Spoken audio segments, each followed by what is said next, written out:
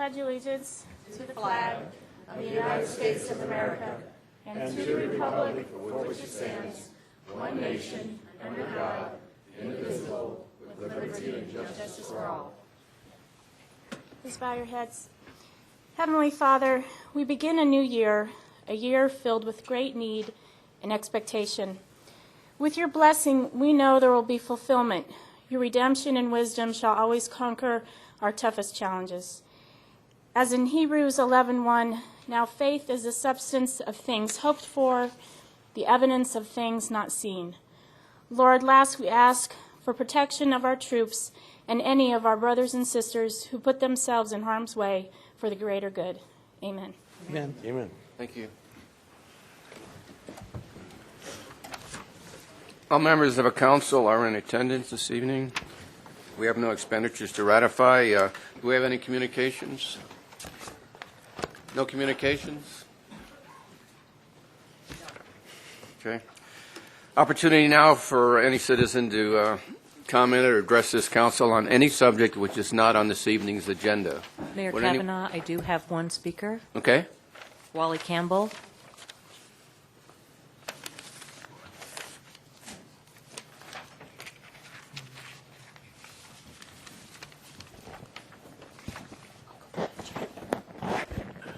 Thank you. Mayor Kavanaugh and council members, I am here tonight to share some exciting news with the City of Goodyear. For the past several months, a group of citizens have been meeting to form the new Friends of the Goodyear Public Library branch of the Maricopa County Library District. At our January 8th meeting last week, we adopted our bylaws and elected our officers. And I would like at this time to introduce them to you. Our president, to my left, is Al Osorio, and our vice president is Vicki Hamilton on my right. Our recording and corresponding secretary is Wally Campbell, me, and our treasurer is Pat Neal. The new Friends of the Library have now the status of a 501(c) under the umbrella of the Maricopa County Library District.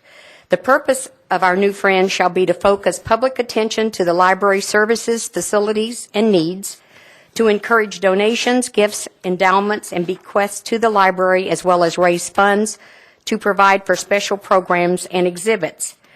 Our board and members look forward to working with each of you in the months to come towards establishing a Goodyear branch library. We also look forward to receiving a formal presentation regarding the plans of the library to be sure that some space is allocated to our new Friends organization. We are anxious for a library branch to be open as soon as possible in our city and are very supportive of locating such a branch at 250 North Litchfield Road, room 195. We would like at this time to thank Mario Saldamondo and Councilmember Georgia Lord for their assistance and guidance throughout the formation process and look forward to their continued involvement with the Friends. Thank you. Okay, thank you very much. Thank you. Would any other resident wish to comment, address the council on a non-agenda item? Okay, seeing none, we'll move to the consent agenda, and I'll ask the clerk to read the items by title only, please. Item A, approve draft minutes of a work session, regular meeting, and a special meeting held on December 8th, 2008, a work session and a regular meeting held on December 15th, 2008. Item B, approve a request from Albert Sulka, representing Thunder 9 LLC, for a Series 12 liquor license, number 120777829, for Marley's Sports Grill, located at 13375 West McDowell Road, Suite 101. Item C, approve a request from Camille Shiha, representing Goodyear Food Store, for a Series 10 liquor license, number 100-75730, for Goodyear Food Store, located at 734 East Van Buren Street, Goodyear. Item D, accept the dedication of right-of-way and adjacent public utility easement located along the east side of Bullard Avenue, adjacent to the State Pipe Development. Item E, adopt Resolution 09-1283, approving a minor amendment to the Goodyear General Plan 2003-2013 to amend the planned land uses for Goodyear 40, containing 40 acres of land located at the southwest corner of Lower Buckeye Road and the 175th Avenue alignment from low-density residential to medium-density residential and medium-high-density residential, as described on Exhibit 5 of the document entitled Goodyear 40 Minor General Plan Amendment, dated September 2008, and providing for an effective date. Item F, adopt ordinance 09-1156, extending and increasing the corporate limits of the City of Goodyear, Maricopa County, State of Arizona, pursuant to the provisions of Title IX, Chapter 4, Article 7, Arizona Revised Statutes, and amendments thereto, by annexing the McDowell Road right-of-way from Cotton Lane to Citrus Road, which is contiguous to the existing city limits of the City of Goodyear. Item G, approve a preliminary block plat subdividing approximately 159.04 acres into 8 lots for a development known as Sun DS Farms, located at the southwest corner of Lower Buckeye Road and Estrella Parkway, subject to stipulations.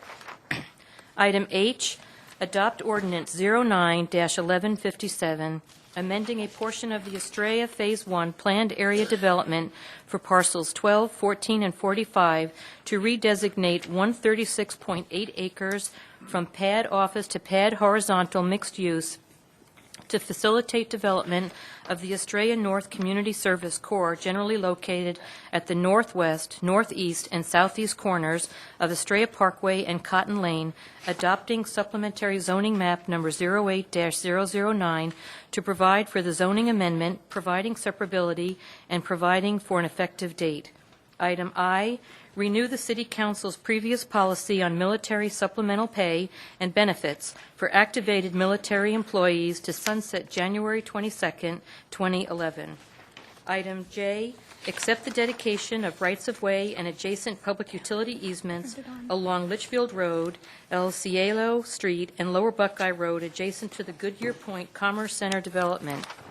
Item K, accept the dedication of rights-of-way and an adjacent public utility easement by Yuma and Saraville LLC, Jack E. Schemer Revocable Trust, and Jack E. Schemer and Paula Schemer, husband and wife, hereinafter referred to as Yuma and Saraville LLC et al., for the purpose of constructing portions of Yuma Road and Saraville Avenue along the frontage of Saraville Marketplace.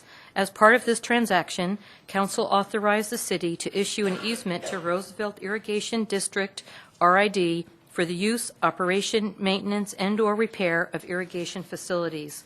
Item L, adopt Resolution 09-1286, authorizing the submission of an application to the United States Bureau of Reclamation for a Water for America grant and authorizing the city manager to execute all documents related thereto. Item M, approve a professional services contract with Burgess & Nyepel to provide the city with technical support related to Superfund and water quality assurance revolving fund matters. Item N, approve the amendment to contract CON-CX-0580-06, all-inclusive solid waste recyclable materials collection service. Item O, adopt Resolution 09-1284, authorizing the mayor to execute an intergovernmental agreement with the state of Arizona for continued participation in the statewide terrorism liaison officer program, Level A and Level B, providing for separability and providing for an effective date. Item P, adopt Resolution 09-1285, authorizing the city attorney to sign and ratifying the chief of police signing and executing an agreement between the City of Goodyear and the Arizona Department of Public Safety, State of Arizona, to participate in the Arizona Vehicle Theft Task Force. Item Q, postpone to the February 9, 2009 regular City Council meeting adoption of a resolution related to a request from Michael J. Curley of Earl, Curley, and Lagarde, P.C., on behalf of Tuthill and Germain, LLC, for a major amendment to the Goodyear General Plan to facilitate future zoning and development of approximately 2,554 acres, expanding the City of Goodyear municipal planning area and designating the land uses for the new area for property generally located west of the 203rd Avenue alignment and south of the Pecos Road alignment in the Rainbow Valley area. Item R, approve the issuance of a utility easement to Arizona Public Service Company within the Bullard Wash for Phase 2 of the McDowell Road Commercial Corridor Improvement District project to allow the placement of electrical service equipment which will provide service to streetlights, pathway lighting, and the pump station serving the Bullard Wash ponds. Item S, amend the lease agreement between the City of Goodyear and the Southwest Valley Chamber of Commerce to enable the Chamber to secure financing for building improvements. Okay, thank you. Would anyone in the public wish to remove an item from the consent agenda? Would anyone on council wish to remove an item from the consent agenda? Okay, thank you. Could I have a motion and second, please? Mr. Mayor, I move that we approve the consent agenda as read by the clerk. Second. Motion from Vice Mayor Antoniak and a second from Councilmember Holland. Roll call vote, please. Vice Mayor Antoniak. Aye. Councilmember Sousa. Aye. Councilmember Cavalier. Aye. Councilmember Lord. Aye. Councilmember Holland. Aye. Councilmember Osborne. Aye. Mayor Kavanaugh. Aye. Passes 7-0. Okay, thank you. We'll now move to business, part of our agenda, and you have 3 items this evening. First item on the agenda is a public hearing to receive citizen comments on the city's intention to assess non-utility and utility development fees in the Sonoran Valley. No council action will be taken. We're going to open the public hearing. Harvey. Mayor Kavanaugh, members of the council, we have a brief PowerPoint. Ready? There you go. This is, as you stated, this is a public hearing for consideration of proposed development or impact fees for the Sonoran Valley area, which is an area approximately 67 square miles south of the Patterson Road alignment, the newly incorporated area of the city of Goodyear. This, no action is required this evening. It is for the purpose of taking public input. This is this would be a zonal fee. This would be the third fee that the city has adopted. We have one fee that's north of Interstate 10, excuse me, one south of Interstate 10 to the Patterson Road alignment, and this would be the third. The items that I'll just briefly touch on this evening is the schedule of events, a little bit of background, progress to date, methodology, some comparison of how we rank with other cities and the other 2 areas of the city, and a staff recommendation. On September 30th, Council adopted clarified the issues regarding the Sonoran Valley Infrastructure Improvement Plan. That's what IIP stands for, Infrastructure Improvement Plan, which is a mini CIP which covers the Sonoran Valley area, and DFS is Development Fee Study for the Sonoran Valley area. And that report was published, and on that date was released to the public. We did not receive any comments from the developer or any of the public regarding that study. It was taken to the City Council on October 27th and adopted the Notice of Intent, which established the date for the public hearing, which is today, January 12th. The proposed date for consideration of the fees is February the 23rd, and if the council adopts the fees, they would become effective on May 11th. Excuse me. There are 3 primary approaches to doing development fees: a buy-in approach, an incremental expansion approach, or a plan-based fee. Since there are no infrastructure facilities in the Sonoran Valley area, all of these fees are based on the third approach, the plan-based fee. So based on an IIP, which is basically a CIP, capital improvement plan. I wanted to just touch on some comparisons of the fees. The Sonoran Valley fee is considerably higher than the rest of the other 2 fees within Goodyear. This is for a single-family residence with a 3/4-inch meter. The reason for that is twofold. One, excuse me, the cost of the water and sewer infrastructure. There is no water and sewer infrastructure in the area. This reflects the full cost of the infrastructure, as well as a considerable number of miles of arterial streets that need to be built. There are no arterial streets. So those are the two reasons why that fee is so high for a single-family resident. In comparison to, for a 100,000 square foot warehouse, the fee would be, once again, is about double what the other two areas of the city are. We are thankful for Chandler and the Phoenix-Levine area, though.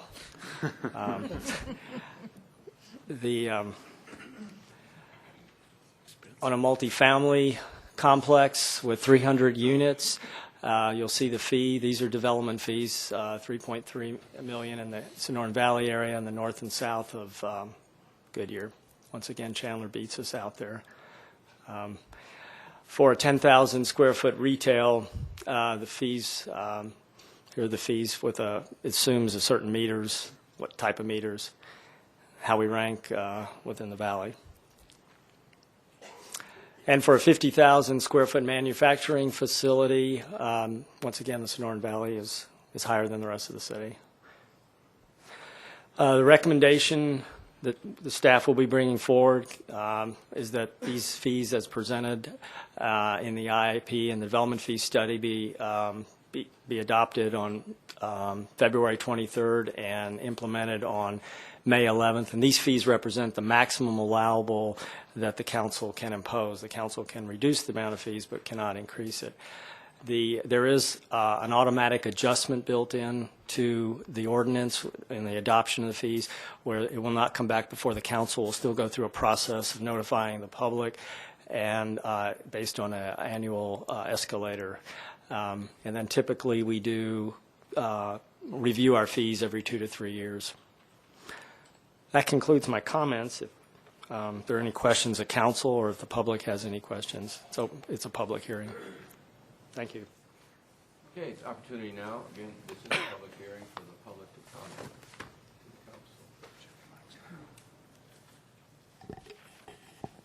comment. Opportunity for the public to comment. Seeing none, I'll close the public hearing.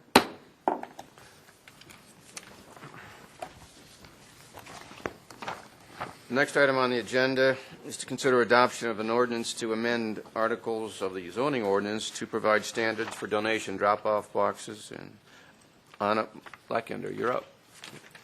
Thank you, Mayor Kavanaugh, members of the council. Before you is proposed zoning ordinance text amendment regarding donation drop-off boxes. And just as a reminder, you can see them, examples here on the projector that we've seen before. The issue of donation drop-off boxes was initially brought before council in citizen comments on September 22nd, 2008 regular meeting. Subsequently, this issue was also discussed in a work session with council in November. During the work session, council directed staff to provide basic standards in the zoning ordinance for donation drop-off boxes and to create a simple application process for the review and approval of these uses. With council's direction, staff is recommending in this text amendment minimal standards for donation drop-off boxes, which regulate their location and maintenance on a site, not any issues of aesthetics.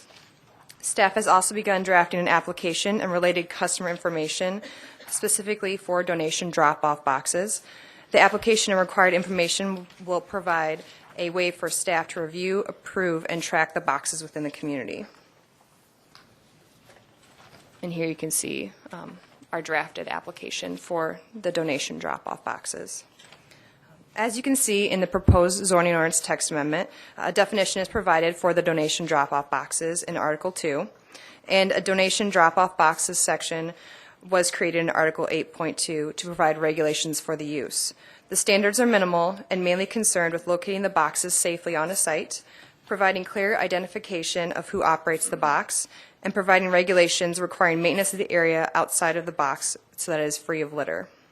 The minimal standards proposed would not include a requirement to screen the donation drop-off boxes as previously required in the zoning ordinance. The city received comments on this text amendment at the Planning and Zoning Commission meeting from a few donation drop-off box operators and organizations, and there was also extensive discussion by the commission on a variety of topics. These comments made by the public and commission are summarized in your staff reports. The commission recommended adoption of the text amendment by unanimous 7-0 vote. After review of the comments and suggestions made by the commission at the commission meeting, staff did not amend the proposed text amendment to include any new changes. However, staff is intending to work with other city departments, such as Economic Development and Community Services, to make commercial property owners aware of the changes to the zoning ordinance. Staff intends to send letters to the property owners describing changes to the zoning ordinance and to inform them of any responsibility with the appearance of their site and donation drop-off boxes. This concludes my presentation, and I'm available to answer any questions. Okay, thank you. Opportunity now for the public to comment. Seeing no comment, could I ask the clerk to read the ordinance by title only, please? Adopt ordinance 09-1155, amending articles 2-2 and 8-2 of the zoning ordinance of the city of Goodyear, Arizona, adopted May 24, 1999, as amended, to provide standards for donation drop-off boxes and providing for an effective date. Could I have a motion? Go ahead. Ari? Move the adoption of the ordinance. Okay. I have a motion from Councilmember Souza and a second from Councilmember Lord. Open for discussion. Makes sense. Okay. Good job. Yeah. Roll call vote. Nothing to say. The only question I have, Mr. Mayor, is that, in looking at these boxes throughout the city, how does staff propose, or there is a certain amount overflowing from any one of these facilities, these boxes, rather? Sure. Councilmember. How are you going to do that? Councilmember Souza, Mayor Kavanaugh, members of the council. In the ordinance, we do require that they be free of litter around the site. It would be up to code compliance to cite any of the owners or operators of the donation bins. And then as well, we are sending the letters to property owners. During the application process, the operators or owners of the donation bins would have to get a letter of authorization from the property owner, and that states that they are aware of any code violations they may be held accountable for as well. So both of them this time. Yeah. You can't solve the whole problem because it's just, yeah, that's one reason, we talked about that the last time. It's kind of like regulate to the extent, and then you have to trust that they're going to clean up after the site, so. Tough. Some of It's a them, tough one. the overflow lasts for a long time, and it's not detrimental to the other businesses or the businesses that are in the site itself. So I'm concerned about that, and I think we have to be on top of it. Staff is going to have to be on top of it. I think it does help that from now on, they have to have a telephone number and a name, somebody responsible. So you have the opportunity, everybody has the opportunity to make that phone call. So I think that may not stop what you're saying, but that does help the reporting system. Fine. Okay. And I apologize for failing to note your desire to speak. I just didn't see it. Sorry? I failed to note your desire to speak. I Oh, that's apologize okay. for That's moving okay. ahead. Thank you. But now, I guess we will move ahead, and roll call vote, please. Councilmember Sousa, Aye. Councilmember Cavalier, Aye. Councilmember Lord, Aye? Councilmember Holland, Aye. Councilmember Osborne, Aye. Vice Mayor Antoniak, Aye. Mayor Kavanaugh, Aye. passes 7-0. Okay, thank you. Next item is a public hearing to consider adoption of an ordinance to amend Palm Valley Phase 9 final pad. I'll open the public hearing, and Brett, you're up.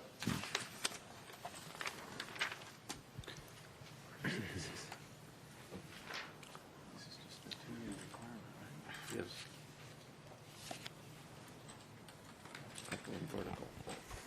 Thank you, Mayor Kavanaugh, members of the council. Up on the projection screen, I have an aerial photo of Palm Valley Phase 9. and Palm Valley Phase 9 is approximately 210 acres. It's generally located north of Camelback Road, west of the Sun Health property, which is in Litchfield Park, and east of the Falcon Dunes Golf Course. Just want to point out some existing land uses and zoning that's surrounding the subject property. To the north would be Luke Air Force Base and some private property. You'll note that you can see the munitions storage depot portion of Luke Air Force Base, and there are some private property areas in there. To the south, you can see Palm Valley Phase 5, and there are also portions of single-family residential development in the city of Litchfield Park, which are zoned for single-family. To the east, here is vacant land, which is actually owned by Sun Health property. It's zoned for single-family residential. And as I mentioned before, to the west, you have the Falcon Dunes Golf Course here.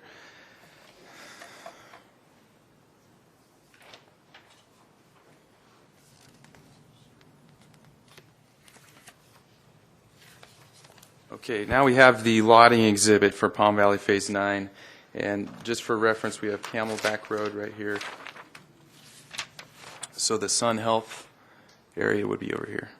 Falcon Dunes Golf Course over here. You may recall the Phase 9 PAD was approved by the council back in May of 2006. This application before you this evening is to delete one of the stipulations that was included in that final PAD.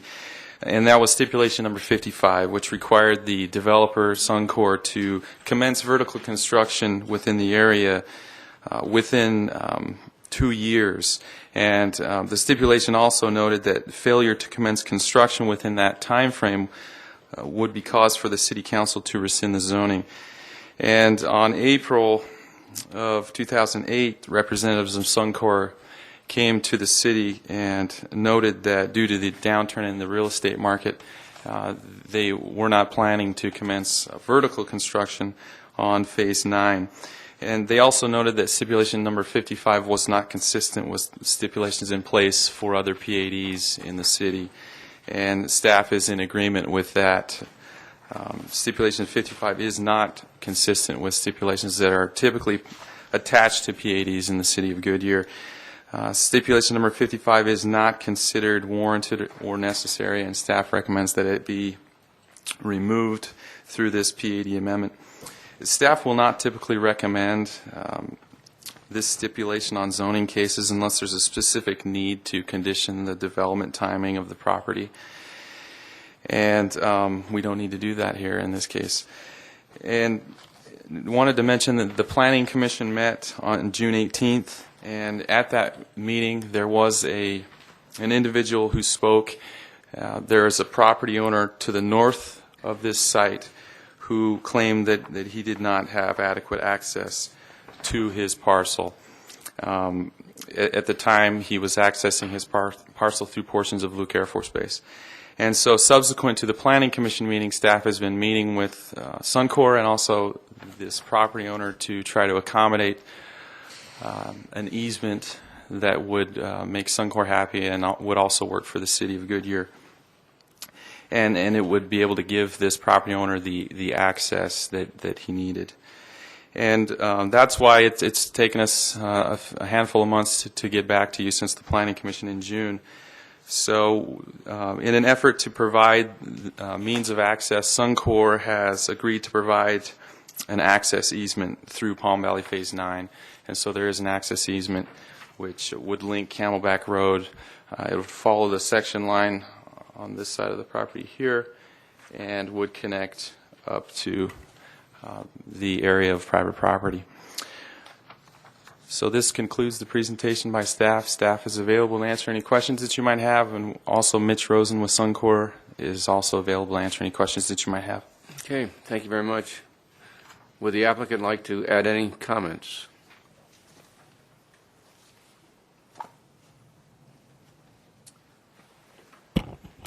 Mayor, members of the council, I'm Mitch Rosen with Suncor Development Company.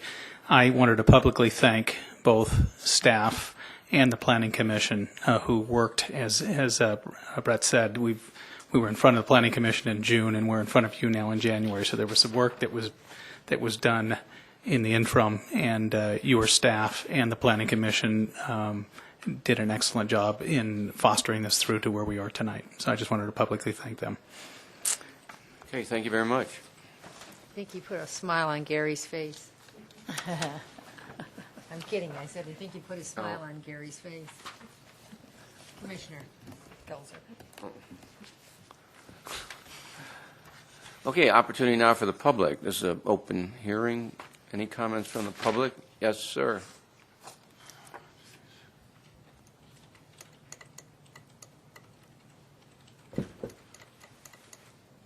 Good evening. My name is Roger Matlin, a resident here in Goodyear. I just want to know, are there going to be fees for the extension here of time? Or is this going to be feeless? And once again, the city of Goodyear is just giving something up for no reason whatsoever to a developer because of a problem that was known to happen and has happened here in Goodyear before and is going to happen again in the future if the city continues to basically give up development rights and anything they want to the developers every time the market turns. So I would ask that some kind of fee be put on any extension and so that the city be compensated for the extended time period. Okay, thank you very much. City manager, or would you like Harvey to answer that, or how would you like to do that? Brett will answer that. Okay. Thank you, Mayor Kavanaugh, members of the council, members of the public. To clarify, staff put that stipulation on that case at the time, and it should not have been placed there. Regardless, though, Suncor did submit an application, and they paid for a fee to have a PAD amendment, so they did pay an application fee to have this PAD amendment come before you this evening. Okay, thank you very much. Further comments from the public? Okay, I'll close the public hearing. And I'll ask the clerk to read the ordinance by title only, please. Adopt Ordinance 09-1154, amending the Palm Valley Phase 9 Final Planned Area Development to delete stipulation number 55 from Ordinance number 2006-1002, adopting supplementary zoning map number 08-004 to provide for the change in zoning, providing separability, and providing for an effective date. Okay, thank you very much. Could I have a motion? Mayor, I move that we adopt ordinance number 09-1154 as read by the city clerk. Second. Okay, I have a motion from Councilmember Cavalier and a second from Vice Mayor Antoniak. It's open for discussion. Mayor, if I may, Councilmember Cavalier. question I have is the ordinance. I guess that was solved, because this was my question the last time this came before us, with the ordinance depot being so close to that area. Is that any problem with if something should happen, a fire or anything at that spot, would that affect that residential area, or is it far enough away from it? Didn't we have a letter from Luke on the original case? Are you referring to the individual who's complaining about the lack of access? No, I'm not. I'm referring to the fact that we have this depot of ordinance just north of that, Luke Air Force Base. Oh, the munition storage. Munition storage depot. And the question again The about question that is, will that in any way affect the construction, or not the construction, but if something happened, a fire or explosion or something at that ordinance storage plant, is there any danger to the residents? That's my question. Mayor Kavanaugh, members of the council, when this case was going through the public process, we sent the application to Luke Air Force Base, and when the PAD application went before the Planning Commission and City Council, it did include a letter from Luke Air Force Base in which they noted their review, and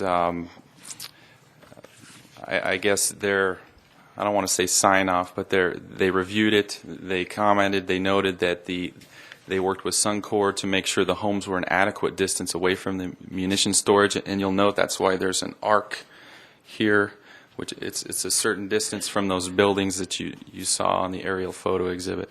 So we have correspondence from Luke Air Force Base that states they are okay with this Palm Valley Phase 9 moving forward. Yes, because last time this came before us, it was, the letter from Luke said that they would look into that, and that at this point, there hadn't been anything decided. Well, evidently, then this has been a decision. There is no problem with that. That's all I wanted to point that out. Okay, and I appreciate that. I apologize that I was confused.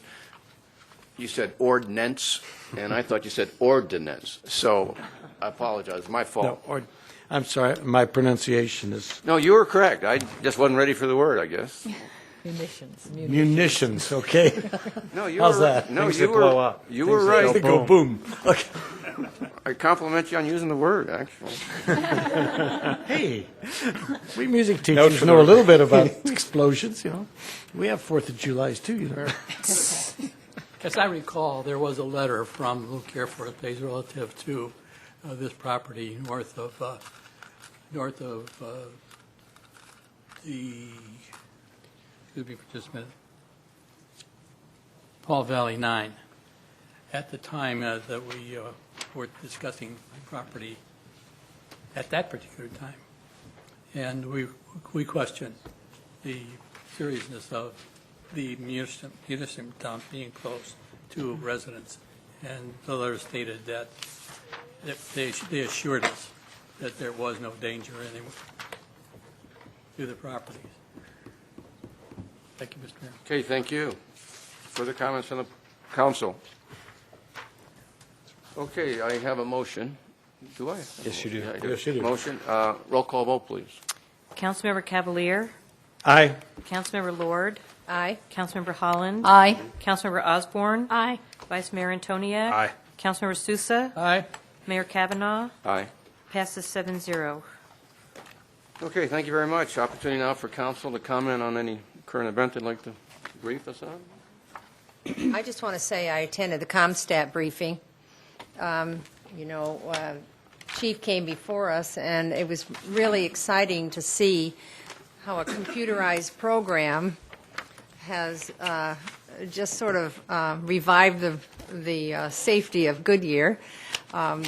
It was very interesting because each unit reports, and during this process, 2 units discovered that there was an issue, and so they were able to leave that meeting and to go together to solve a problem that was occurring in the city. And I'm not going to go into that, Chief. If you want to tell them what happened in detail, that would be great, because it certainly was an example of how good that ComStat program is. Are you looking for the city manager, or would you want to? I just think it's a great example. I'll always talk. That's Yeah. never a problem. Mayor, members of the council, what Councilmember Lord is referring to is during the ComStat meeting, one of our sex crimes detectives gave a briefing on a case in which they were trying to serve an order of protection against the violator that was still in the home. They had gone to the home to serve the order. The person was in the home and would not answer the door. So we figured out we needed to catch this person outside of the home, and found out that the person attended school. And so immediately our street crimes unit was talked to. So we had the sex crime detective talking to the street crimes unit, which is in the same room. They formulated a plan, and about less than an hour later, that person was served. We were able to confiscate about 13 weapons that were in the house that this person had because of the order stipulating that, as well as taking their house key from them. So it works in a lot of ways, and that was one example of how that worked that day. Thank you. Said so well. Thank you very much. And I just recommend the rest of you go in and listen to one of those briefings. Okay, thank you. Further comments? I have one. I attended, actually, Georgia and I, this morning attended the governor's prayer breakfast. I'm Rob. And the theme of the prayer morning was pray harder. And So my prayer today had a little more teeth to it, and that was why. But also, last week, a couple of council members and myself had the pleasure of interviewing people for our Planning and Zoning Commission opening. And also, I was able to sit down and go over applicants for our Centennial Committee. And I have just been so impressed with the citizens that we have in our city and how they're stepping up to the plate. And I encourage them to continue to do that. And I'm just really honored to have them in our town. And I think we need to continue to let people know of those wonderful people we have out there. And I think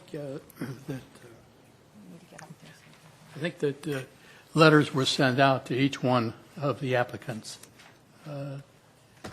thanking them for coming forth and serving on the committees. Again, we had another committee tonight that was before the council relative to the water rates. And although I thank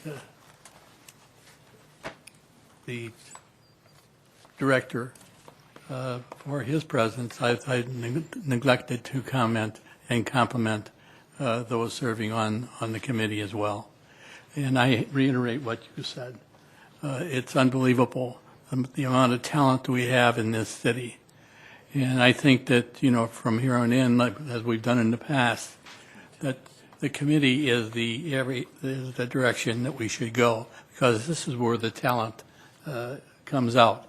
And they show an interest in this city. It was unbelievable, the level of education that these 13 people had. It was difficult making a selection, as Joanne will verify. But in the long run, we picked what we felt was the adequate individual to be on the commission. So, yeah, we have a depth here of education of people in the city, and we should utilize them as a tool for the city to progress. Thank you, Mr. Mayor. Thank you, I'd just Joanne. like to add also the Friends of the Library. It's pretty outstanding, the group that's forming to help our library. Okay, opportunity now for the city manager. Thank you, Mr. Mayor. I'd like Mr. Saldabato to address the council regarding the solar fee that we are recommending and the interim Goodyear Library location. Mario? Good evening, Mayor and Council. Staff is seeking direction on two items before you tonight, and both items went to the City Council over the holiday. The first item is on solar permitting fees, and the second item is on an interim library. So I have a few slides here tonight just to run through with you. The first item is solar permitting fees, and based on Goodyear's commitment to sustainability, staff has reviewed the city's permitting fees for solar technology and is recommending reducing the fee to a flat fee of $35. Currently, the city charges a plan review fee of $35, which is flat, plus a building permit fee, and that fee is based on valuation of the unit for all photovoltaic systems. The permitting fees cover the cost of inspections, reviewing the plans, and also processing the permits. A recent review of permit activity for PV units resulted in basically looking at, an average fee of almost $500. So on average, that covers the city's cost for processing this kind of permit. 5 hours basically is the average that it takes to process these types of permits. We basically reached out to other communities to see what they charge for this kind of plan review and inspection. And there's a summary matrix. Total fee is at the far right. There are 6 cities in front of Goodyear that are lower. The average fee was about $250. And this case is based on hypothetical $10,000 total unit, because part of the fee is sometimes based on the total value of the unit, and then also some communities charge based on total volts. So hypothetical $10,000 unit, 600 volts, and that's kind of where the communities fall out. The fiscal impact, the $35 flat fee results in approximately a 93% city subsidy, and 57 permits were reviewed over a 2-year period, generated about $28,000 in revenue, so that's basically what we're looking at. To give you an idea of the revenue associated with these types of permits, an option resulting in less of a fiscal impact was also included in the staff report, and there's an option to reduce total permit fees by 50%, so that's also an option that results in a lower fiscal impact to the city. Staff recommends the $35 flat fee, basically for a few reasons, and primarily it's to encourage solar activity throughout the city. It places residents and also businesses in the position to take advantage of many incentives that are out there at the federal level, state level, the local level. APS has utilities or incentives that residents can go after and help them offset the cost of these units. So that's basically what staff is recommending, and the purpose of a pilot program, which was also recommended in the paper, is just from that fiscal standpoint, to take a look and see how revenue-wise this program is working, how this recommendation is kind of meeting the estimates that we think that implementing this fee will have on the city. Should the council approve this recommendation, it'll come back to the city council as a future COAC, because the code will have to be amended. So that's the first item. Are there any questions on that issue? Could we go back and see that chart on the Sure. fees, the other cities?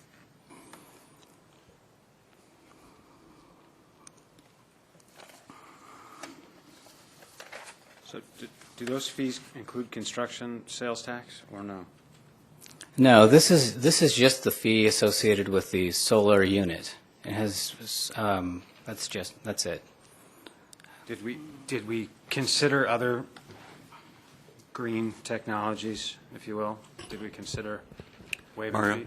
Mr. Mayor Pro Tem, or Vice Mayor, I'm sorry. No, we did not. We have appointed a staff committee who are looking at all different greening issues, and we will be reporting back to the council at a later date on all of those issues. So things like solar hot water and the tankless water heaters and that sort of thing? Okay. Yes, sir. Yeah, it would seem to me to kind of come back all-inclusive, have that discussion. We just felt that this was important to bring forward because Goodyear was held up as an example last year before the legislature, and we have been working very diligently with GPEC in order to promote the solar incentives that are going to be presented in a bill before the legislature this year, and we thought that this made sense to try it for a year to show the community, the industry, the larger community that Goodyear is committed to solar energy. It sounds like the fees are just in the middle there, so that's good. It'll encourage people. Yeah, we were in the middle. Yeah. We're now going down. Well, actually, we were in the middle. Yes, you're Yeah. correct, Right. Mr. Mayor. We were in the middle. It'll be a flat 35. Going to be a flat there. So, seeing no opposition. No opposition. I just We'll didn't get a move chance. quickly to get this done. Is that correct? We will bring it back in a meeting or two, yes, Good. because the legislature started today. Thank you. We consider the thought if a commercial solar enterprise came at us and what that would mean. Obviously, we'd want to incentivize that. Anyway, We understand I can that, talk but that's about what that. we're hoping to encourage, Yeah. quite frankly. Yeah, okay. Right. I think the fiscal impact would be larger then. Okay, the second item is the interim public library. And just really quickly, background, in January of 2007, the city entered into an agreement with the county to operate the library for a first 5 years at 100%. The county pays for the operation and maintenance, and then the next term of the agreement, they transition that back to the city. And in return, the city agreed to build a 30,000 square foot facility, and the estimated cost to operate and maintain that building is estimated to be $1.5 to $2 million per year. So we're entering the third year of the agreement, and the library is planned as part of the first phase of the city center, which is coming first part of 2011. Over the past year, the county has offered some limited services to residents. You may recall the summer reading program, and also the librarian had reached out to schools and organizations to implement reading programs throughout the community. Due to logistics, the director of the district no longer can offer these services until the city provides a permanent or temporary facility to locate out of. Staff has identified conference room 185 in Building 250 as a suitable location for a temporary facility, and the city is currently leasing the space for public meetings and also employee trainings. The room has been pre-wired for internet and other technology needs, has its own restroom facilities, easily accessible. Here is kind of a rendering of what it will look like. This is room 185, and basically it's the room closest, well, on the southern end of Building 250, so right in the middle of the court, right in between the courtyard, or right adjacent to the courtyard, between 190 and 250. So entering the south entrance of that facility, I don't have a pointer, but when you walk into that room, the two boxes there with other boxes in them, just basically those are display materials, new releases, just on display. Currently, or to your immediate right is a customer service desk. Those blue kind of rectangles that are hashed, those are stacks. The computers are on the far wall. And basically, there's a self-checkout in there as well. And then the smaller stacks that you see on the left-hand side, to be your right, those are on wheels, those stacks, and they wheel away. And that's the space where programming is planned for. Costs and benefits. The cost associated with doing this is continuing the lease cost that the city currently has with the building owner. It's about $56,000 in annual lease costs that we currently pay. We'll basically have to find other facilities to accommodate employee trainings and public meetings. Key benefits associated with this proposal: library is located in Goodyear. It takes advantage of the IGA with the county. They step forward, fund the operation 40 to 50 hours per week, $250,000 to $300,000 annually. It's cost and operations. It serves as a pickup, drop-off point for library items. Programs continue this summer, and basically it's an opportunity to provide a service right now to residents, DVDs, books, materials, free of charge programs. Right in their own backyard. So right now the economy is pretty tough, and this is a way to provide those types of services. So based on council direction, we can work with the county and for a February date to open. Any opposition? No. I just have a question. Does this new library take into account the credentialing requirements of the universities that we're bringing in?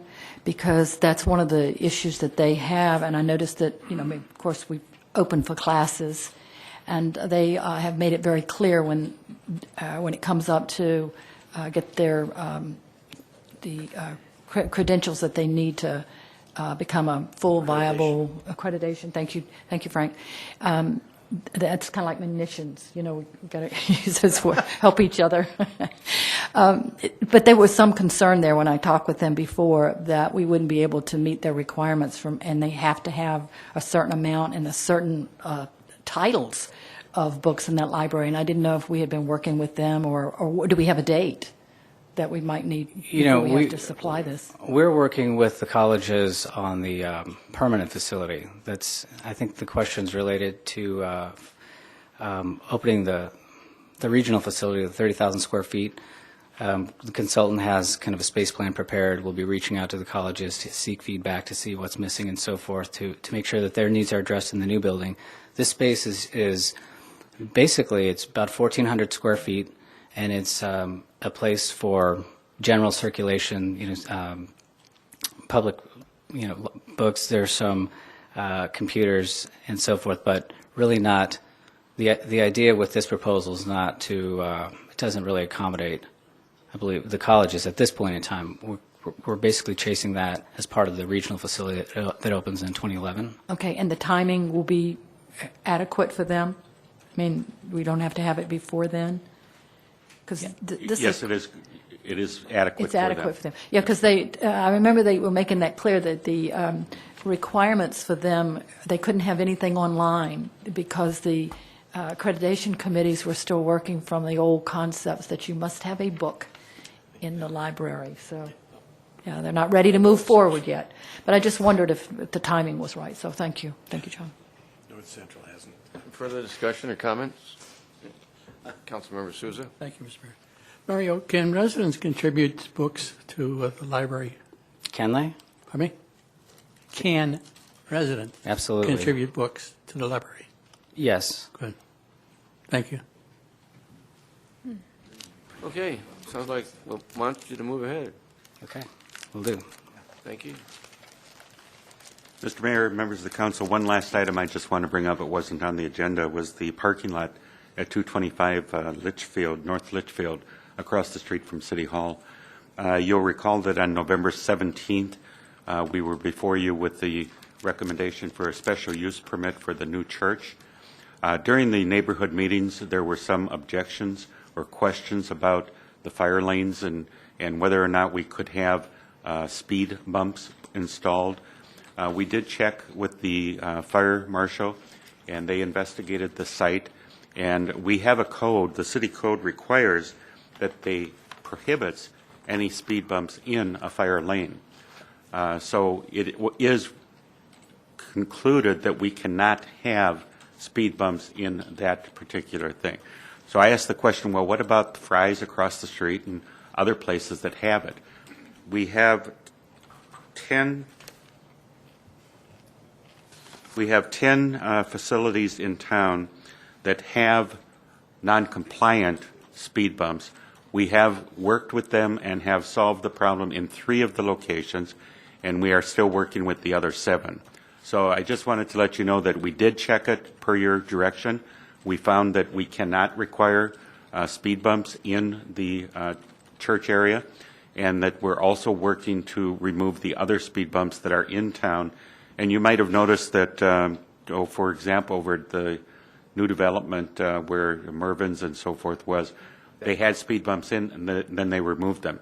That's because we were working with them, and we discovered that they were not permitted. So, thank you. Okay, thank you. Those were more like speed mountains over in that development when they did put them in. The only other thing I'd mention, Mr. Mayor, is that we will be pursuing the Green Committee and recommendations to the council, and we will also bring back to you the pilot program for the solar fees that was discussed this evening, and an amendment to the city code. And we will also work with Sean and the community on public outreach and education for the water rates over the next year. And also we will proceed forward with the library. So thank you very much. Okay, thank you.